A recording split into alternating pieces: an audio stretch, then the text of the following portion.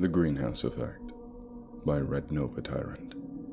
When an exploration team was scouring the jungles of Africa, they found it. Their original purpose for being there had been an attempt to find the cause of multiple dangerous diseases that had been sourcing from the region over the last few years, therefore finding a way to reduce the rising number of epidemics. What they found instead was something else entirely. The Garden of Eden that the team had stumbled upon, deep in unexplored territory, was filled with plants and fungi the likes of which never had been found before. Purple ferns and red-stained trees surrounded a crystal-clear pool of water, with large pitch-black roots, all drinking from it in many directions. The area was relatively dark and quite humid, enveloped under a canopy of trees. Many fruits of beautiful colors hung from the branches overhead, but despite this area being a gold mine for animals or people, there were no signs of disturbance, no commonly tread paths, no footprints, not a trace. The most intriguing thing about the life forms of Eden was that they were almost all physically interconnected through various vines and growths. The explorers were astonished by the sight. The head researcher of the group, one Dr. Kenneth Parsons, immediately signaled back to their base for permission from higher authority to change their objective. The proposal was accepted. After a few days of researching the plants in their natural habitat, it was found that these plants were untouched by any known disease to man, and the team decided to return with a broad variety of smaller plants and fungi, to be studied back in America in secret. When the team first began collecting, they attempted to disconnect one of the vines between a plant and a fungus.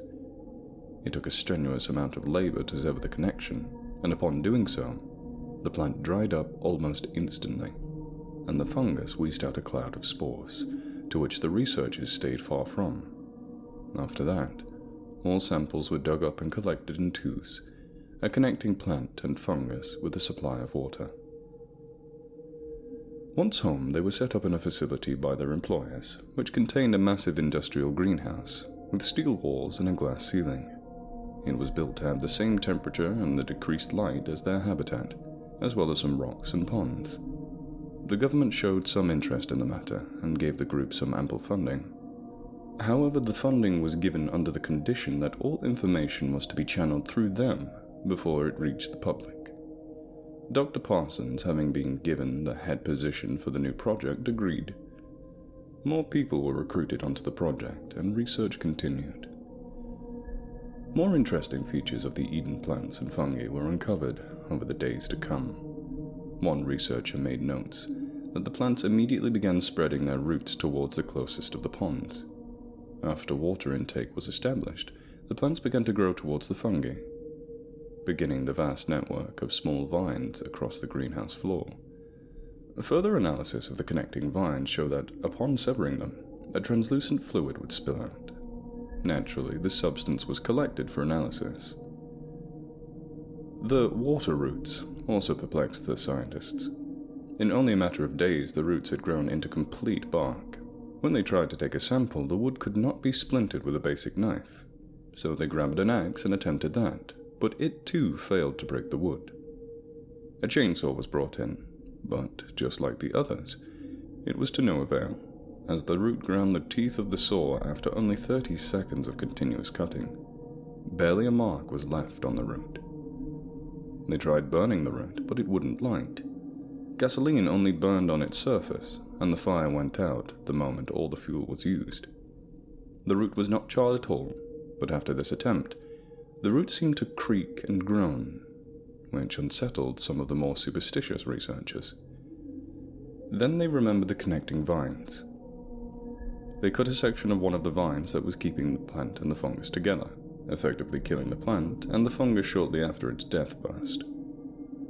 In a 2-for-1 grab, the researchers took the plant and its root, as well as some of the spores from the fungus, to be examined.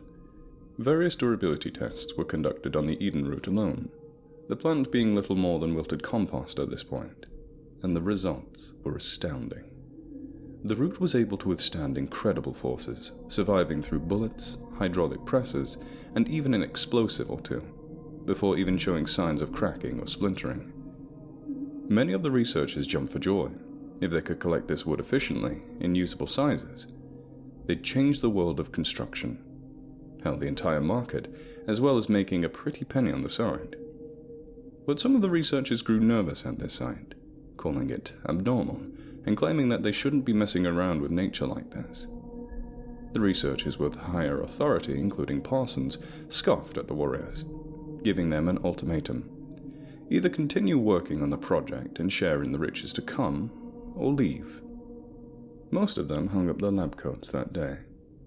While the nature of the spores and the translucent liquid were being determined, there was one slight problem that needed to be addressed. The plants and fungi, now referred together as the Edenites, grew at an exponential rate, and had begun to dominate the greenhouse, navigating their way through the area, and becoming quite the hassle. And there were some concerns of overgrowth eventually having a negative effect on the lab equipment in the greenhouse. As the researchers were too busy with their work to constantly take care of their ever-expanding garden, due to the recent decrease in participants, they decided to hire someone specifically for maintaining the garden. After receiving permission from the government, the public job offering was listed across the country, wanting a gardener or lawn care expert to maintain a government-funded greenhouse. Many people were excited, having the chance to see a government project firsthand, especially the Edenwood project, which would be an amazing opportunity. After a few days and cycling through many applications, some of which were found to be fake, the group decided on a man named Adam Stevens. Adam was, for the lack of a better term, just your average Joe. He had a family of 4, worked as the owner of a lawn care service business, and had practice in lumbering from his father as a kid. He was very kind and gentle, though his use of language was sometimes misspelled or not appropriate for the environment. Regardless, he never used his words to directly hurt anyone, and would always greet people with a smile. But most of all, Adam didn't complain or ask too many questions. The exact kind of person Parsons and his team were looking for. After a successful interview, the researchers joked about his name and the coincidence of it regarding the situation. Adam laughed and agreed, then got right to work. By the time he arrived, there were a few trees beginning to form in the greenhouse. In the beginning there were a fuck ton of trees, Adam stated upon first entering the garden, the researchers keeping a peripheral eye on him, laughing as his response was played over the intercom throughout the facility. As a part of the job, Adam agreed to have all his actions in the greenhouse recorded through camera and microphone, as to make sure he did not damage the Edenites or try anything potentially dangerous. But there was no worry to be had. Adam simply did his job, all whilst talking continuously like a radio host as he trimmed the plants from the doors and pathways, jokingly complaining about the damn ferns and the grass that was tougher to cut than an overcooked boot. Good morning, this is Radio Genesis, and I'm your host, Adam Stevens, and today we have this cluster of purple ferns to clear out from entrance ED612.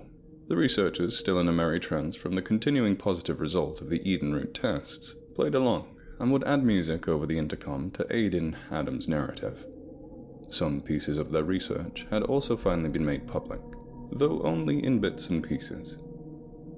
But hearing the public's growing excitement and interest in the garden, especially in the Edenwood's capabilities, only fueled the team's drive to pursue the garden's truths, and perhaps swell some egos on the side. Personnel morale was at an all-time high, and research was going smoothly. After a month of work, the team gathered together to hold a meeting to discuss their current findings involving the Garden of Eden. 22 people from the team sat down at a large circular table behind a locked door with no one to eavesdrop on them. They began to reiterate what they had already found, along with many new and interesting, perhaps even shocking, revelations. The secret of the spores had been cracked. They were the ecosystem's main means of reproduction, explaining why the garden was so secluded. Hidden away in a dense jungle with little wind, and the fruits from the trees found to have only a central seed within, added to the lack of interaction with animals, meant that the garden couldn't spread very far.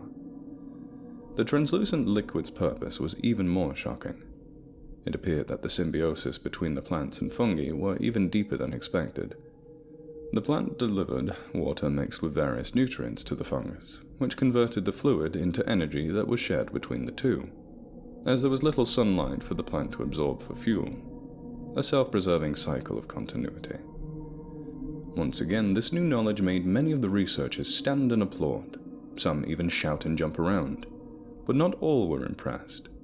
One researcher nervously interrupted the celebration, claiming that upon studying the spores, they also contained endospores of an unknown culture, and thought the project should be halted, if not outright abandoned. The others, furious at him for spoiling their moment of glory with unnecessary worries, began shouting and berating him, one going as far as throwing a punch.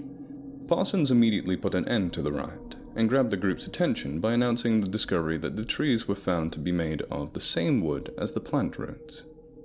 Though they were pleased, murmurs of bitterness still lingered throughout the meeting. Over the next few days, the team sneered and glared at the traitor, and the atmosphere of the facility heavily declined into one of hatred. Fearing for his life, the researcher responsible for finding the endospores quit shortly after. Work continued, but no longer at the impressive rate it once was. Thoughts of a possible disease lingering in the garden, in their sacred grounds, had poisoned the minds of the researchers, ever present in the back of their minds. The pressure of trying to impress the outside world with new discoveries also wavered on their ability to work effectively. Nothing new was found about the Edenites for a while. The endospore culture was never identified, and the garden continued to grow faster and larger. Adam continued working inside the biome, attempting to keep the growth under control, but his cheery demeanor was no longer welcome by the research team. The only ones paying attention were a handful required to do so. Eventually, he began to only talk and sing to himself, as the team spent less time coming into the garden for samples and more time in the labs investigating. 5 weeks into the project, and there was next to no new progress made. The trees in the garden had grown to a massive size, centralized around one of particularly large size. The growth was so much that a great deal of natural light had been blocked, and floodlights were brought into the environment. No efficient means had been found to harvest the Edenwood yet, and after a week of constant work with little development, the researchers were becoming agitated. One even screamed at Adam for asking if he could cut down the trees, claiming that he was unworthy to even be in the garden, much less touch the priceless trees. Adam was paid a settlement to be quiet about the incident and continue working, to which he hesitantly accepted. Another meeting was held, but this time it was only between the upper-rank researchers. Parsons entered the room silently and gazed upon his associates. Everyone seemed rather paranoid or frustrated, with raccoon eyes and chapped lips. Parsons' gaze caught a researcher gnawing on his finger, and upon eye contact the researcher immediately stopped, but continued staring at Parsons unnervingly longer than needed. We need some form of progress, anything. Everyone here and out there is thirsting for knowledge, and we have nothing new to satiate that thirst, one of the researchers exclaimed. That bastard. Maybe that whole endospore nonsense was just to slow us down, to distract us. Yeah. If we don't act soon, we'll have a riot on our hands, another protested. The government is breathing down our necks, Ken, a third mentioned. If we don't come up with anything new, soon they'll shut us down, or worse, replace us. Just think of all the secrets the garden has left to offer, that we can find. Parsons nodded slowly in agreement, the heavy bags under his eyes showing his exhaustion. I've had an idea for an experiment for some time. He explained his proposal to the others, and where most people would have immediately turned it down, in their deprived and almost primal states, they agreed if it meant that they could further study the garden. A few days later, as work was continuing at a declining rate, the researchers that took part in the meeting walked to the greenhouse control room. From there, between the many purple and red leaves covering the window, they could make out a figure of Adam working away at a group of Edenites whose vines had been cut. No one else was inside yet. Parsons swallowed, turned his key in the slot of the control panel and hit a button. Within a moment, all of the doors to the garden were systematically locked. Hey, fellas! What you doing up there? Adam's voice echoed over the intercom. They forgot to shut it off. Parsons cleared his throat and answered into the microphone very carefully. Adam, we appreciate everything you've done for us. But now we need you for an experiment. No! Adam screamed, cutting off the researcher and making the intercom squeal. Even the branches of the trees seemed to flinch slightly. This isn't what I signed up for. You motherfuckers, you tricked me. You tricked me! You can't just lock me in here! He began to swing his shears against the door closest to him, and then his shovel. You bastards! Let me out! Let me out! Of course, all of this was being broadcasted through the facility. Everyone understood immediately what Adam's screams meant, and few even ran to the control room to see, as the greenhouse had no other viewing windows. Adam, please calm down. All the basic necessities are in there. You have food, water, warmth, and shelter. We just want to see the results of an animal living in the garden. We will let you out. Parsons paused for a moment, trying to think of what to tell him. We will let you out when we have sufficient data. You'll pay! Adam began to scream, but then the intercom was turned off. All throughout the facility, the researchers heard of Adam's fate, as decided by their supervisor. Many began to smile wickedly to themselves, the excitement of this new test's outcome thrilling them deep down and motivating them to work harder. But once again, there were others who were mortified by what Parsons had just done, and whilst trying to hold back tears and screams, they quit the project too. Only a fifth of the original team remained. Productivity skyrocketed, despite the now low numbers of workers. People flocked to and from the stations, one experiment to the next, all in the name of Adam. They wanted to know if the endospores would affect him, if the fruit or whatever would change his behavior, how the Edenites would react to his presence. All outside communications, including sending their findings to the government, was seen as a distraction and a waste of time, taking away from precious research time to write copies of reports and updates. Only small drips of information were leaked out to the government after that. Otherwise, the group was silent. They had no need of the outside world. The facility had living quarters and enough food to drink and feed them for 25 years in the event of some global epidemic or apocalypse. The doors had been shut, the only true in and out from the facility. But no one else wanted to leave anyways. The knowledge they had sought was just within their grasp. Parsons now spent the majority of his time observing the garden and Adam from the control room. For the first time in days, Adam attempted to break out, cycling between methods of rage and peace. When bashing against the door didn't work, he would go back to work on the overgrowth or try to persuade Parsons to release him. And when there was no response, he'd go back to shouting and kicking and screaming. Somewhere deep down, agony and remorse struck Parsons' heart, but his drive for knowledge overwhelmed those feelings, and he continued to record data. After the fourth day, Adam gave up on trying to open the doors himself, and instead began to explore the enclosure. This made for slightly more difficult observation, as the branches had continued to grow over his window. Since the room was so high up, and sometimes Adam would disappear from sight altogether. He would reappear every now and then, occasionally seen eating one of the garden's fruits. Once he looked straight up at the control room window, and gave a gesture to Parsons, reflecting his opinion of his experiment quite bluntly.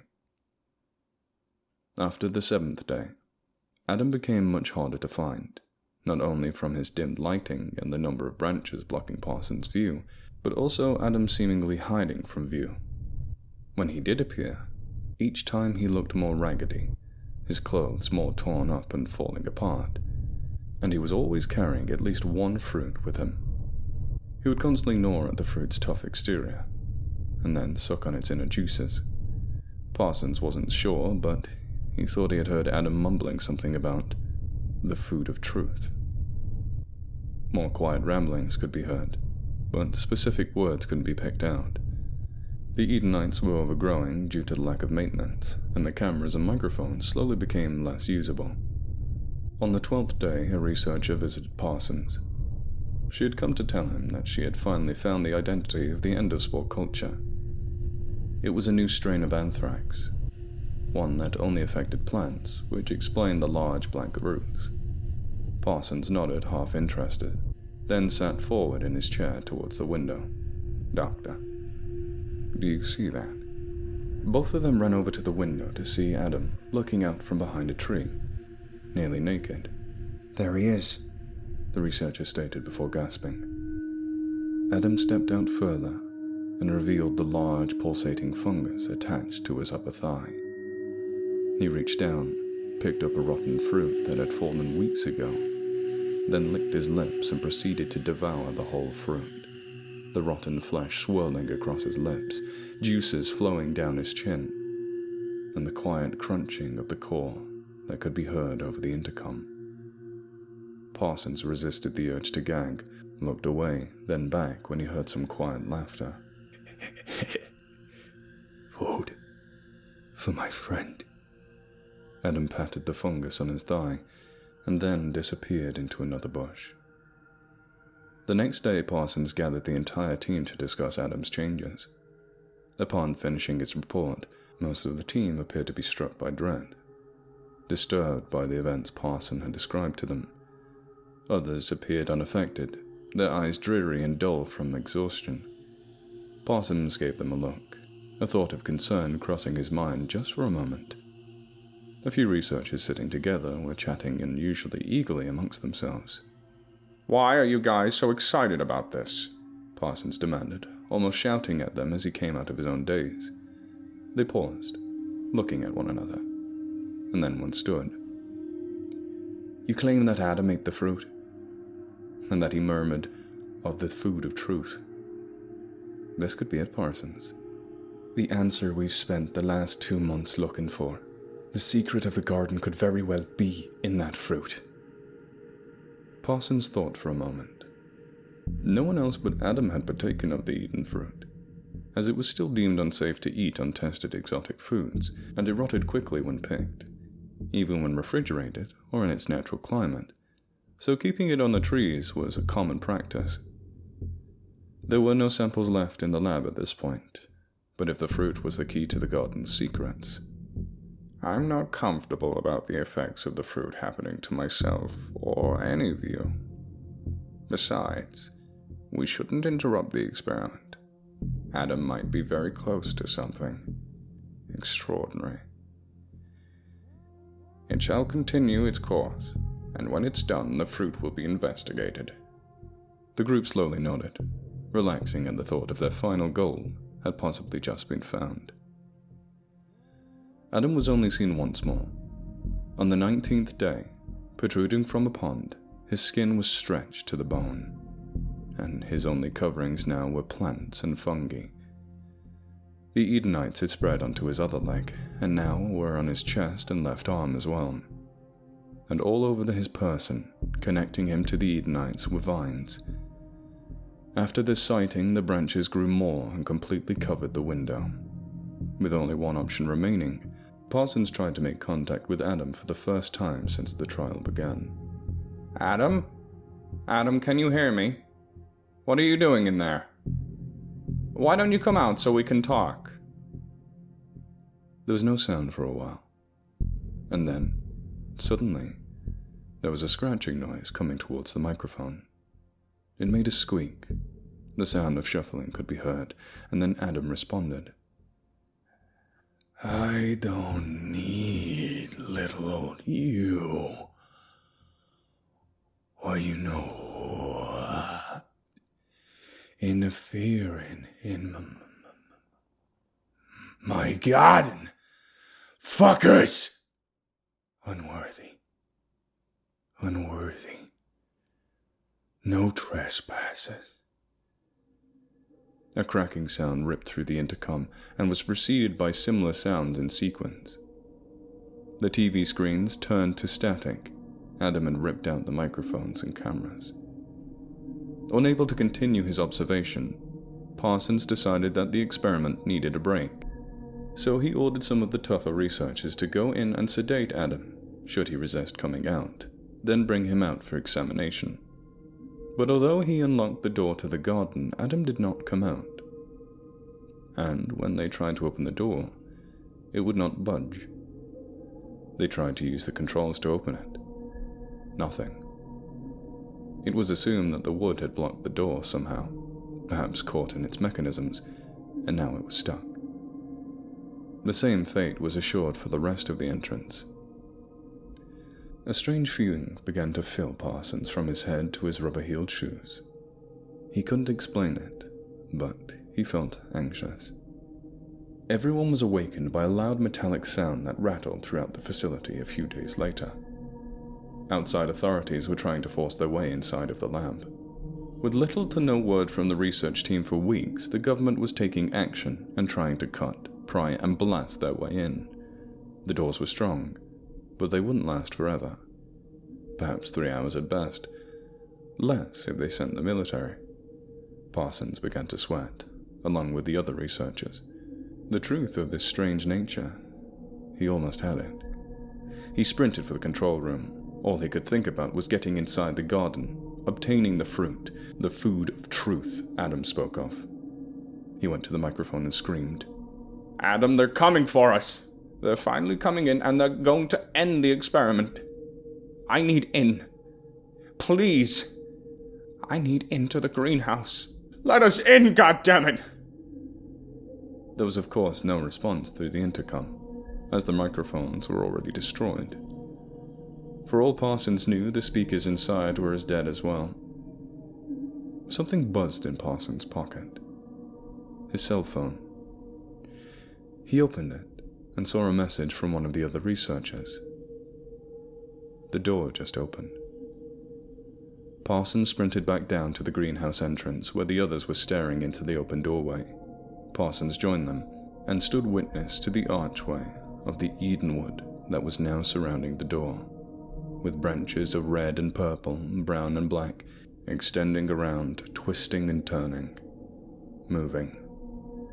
One researcher, the one who spoke about the fruit being the answer at the last meeting, stepped forward cautiously, careful not to lose their footing on the forest floor, laced with roots for them to trip on. They took one step, another step, one more, before the blood spotted across the researcher's coat. One of the roots had struck outwards and pierced straight through his neck. It gushed out like a raging river, and whatever fell onto the soil of the greenhouse was absorbed. The root turned the man's hanging corpse towards them, and his mouth opened as the branches filled the inside of it. In a voice like creaking floorboards, it spoke. "One man. One woman. And in hand." The root then retracted, throwing the drained corpse to the side of the tunnel.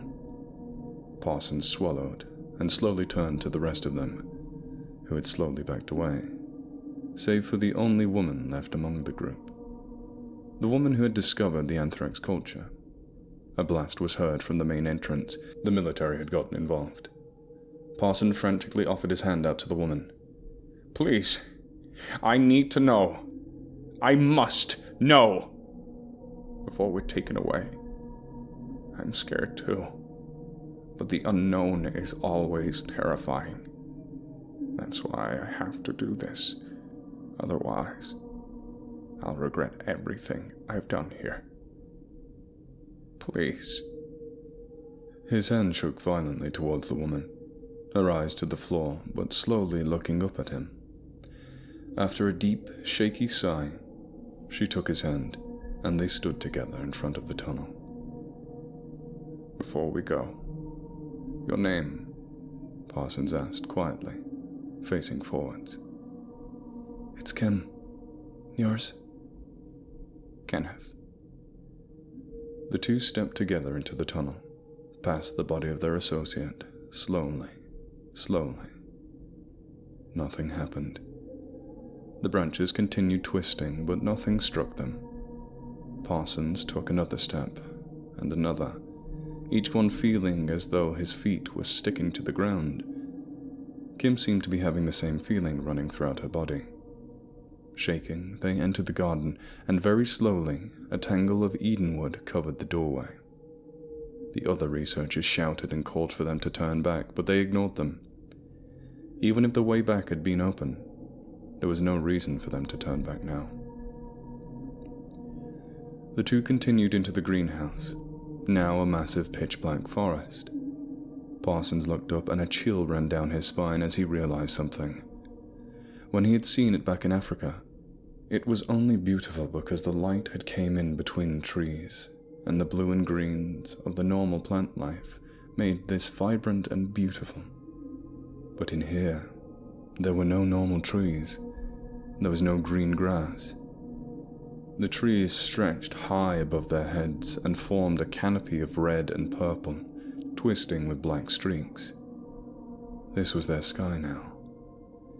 Kim screamed and squeezed Parsons' hand hard. He winced, then looked at where she was pointing. There was a plant, roughly the size of a big dog, pulsating, bulging. They moved closer to get a look, and when they could make it out in the dim light of a far-off floodlight, Kim turned her head away and threw up, while Parsons only stared.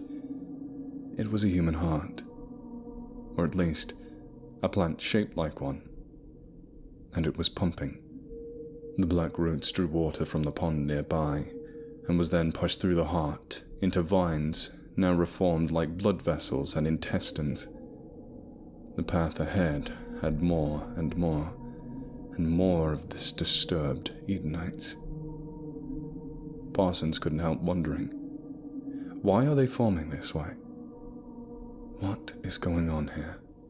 Everything twitched and breathed like real organs as the two continued through the bush. They felt as though they'd never find their way out again, in the darkness and grotesque of this foul, corrupt garden. But it didn't matter. Only the truth mattered now. At one point, Parsons thought about calling out for Adam, but decided against it. Only God knew what had become of him in this realm. It was then that both of the researchers realized it. There were no more fruits hanging from the trees, nor were there any on the ground around them. Kim began to panic. Where are they? Where are the fruits? That's the only reason we came in here, for the fruits. Where the fuck are they? Calm down, Kim. They're in here somewhere. I need to find them. I can't waste this chance. Kim slipped from Parsons' hand and ran off into the bush. Kim! He screamed out for her, but no response. He immediately gave chase after Kim and tripped over one of the mussel vines. He got back up and continued straight forward. Not too long after, he came out into a clearing. Two things immediately shocked him. A piercing pain that was shoved into his stomach, and the horrified face of Kim with her mouth agape. Blood leaking out of her mouth, her eyes wide in fear and staring straight at Parsons. He tried to look away, but when he did, he wished he was still caught in the death gaze. It was the tree, the one that the garden had centralized itself around. The trunk was constantly shifting and churning, like an unruly ocean. The branch that had struck him moved, and he had to look away for a moment, but his gaze was quickly transfixed upon the tree once more. Red, black, purple, all swirling and filling his sight. The Edenites, morphed into those shapes of human organs, all fed into this tree. And there, bound into the tree, grown into it, was Adam. Vines bulged, and their contents crawled their way from every direction towards his body, now blackened and turned to bark. His torso had split open, revealing corrupted innards still pumping, a black heart beating within his exposed ribcage, yet no blood trickled from him. His eyes stood out more than anything. A milky, bright white. No colors. No iris. The image horrified Parsons, and in that instant his greed, his pride, his unquenchable thirst for information was stripped from him. All he felt now was fear, an absolute and total fear of the power that was before him. Fear of this abomination that he helped bring about. Parsons. The tree Adam croaked, his Edenwood face creaking as he spoke. You came and you brought an Eve. How marvelous. Enough, Adam, Parsons said, coughing up some blood. It's over. The experiment is through. It's a failure. And they're going to destroy this monstrosity. Adam turned his head slightly, unblinking, watching Parsons with his marble-smooth eyes. Monstrosity? Oh, no. No. You don't understand, do you? A branch descended from overhead and stretched itself in two directions, one to Adam and one to Parsons. Before his eyes, a yellow fruit bloomed and grew at the end of each branch. Adam struggled to stretch out his neck before plunging his teeth into the fruit and devouring it instantly. Parsons restrained himself from the urge. Here it was, the fruit. The food of truth. What are you waiting for? Adam asked, the echo in his voice still prevalent. This is what you wanted, is it not? The knowledge, the secrets of the garden. No thanks. Not if it means I end up like you. Parsons spat. Adam chuckled and the whole garden quaked. Parsons used every remaining ounce of strength to not black out. Foolish man. Just submit already. This is no garden of God. Nay, it is quite the opposite. It is the orchard of the underworld, with fruit born from the Lady of Hades. The branches groaned, reacting to Adam, who was in what seemed to be pleasure. You see, the more I fed, the more my eyes were opened wide. Infinite wisdom filled my mind, and thus the closer I came to God, until at last I stole his secrets, and behold, this garden and I are one, bound forever through this symbiotic chain that we share. Adam sighed, confirming his disturbed happiness. Parsons' eyes began to close, his vision blurring. There was a brightness in the center of his vision, a yellow light, surrounded by darkness and blood. I am the new Garden of Eden. My wisdom is infinite, and my body can never be broken. I want to enlighten this world. All will join under my canopy, gain the wisdom of the fruit, and become one with the garden. Eat of this. The fruit is my body. Parsons' eyes finally shut, a slither of his strength remaining. This is the end of my hunt in the search for knowledge. We should have known better, but we fucked with the unknown, and now, well, there's no time for doubt now. And he bit into the fruit.